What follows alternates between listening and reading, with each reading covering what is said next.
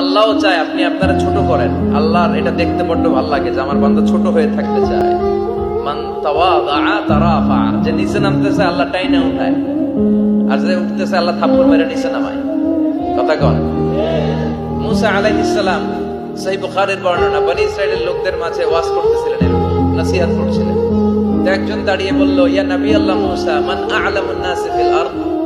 হে মুসা নবী, জানতে বড় মনে চায় বর্তমান পৃথিবীর সবচেয়ে বড় জ্ঞানী কে? মুসা আলাইহিস সালাম কয় আমি। মুসা আলাইহিস সালাম কি বললেন? আনা। আসলে কথাটা ঠিক।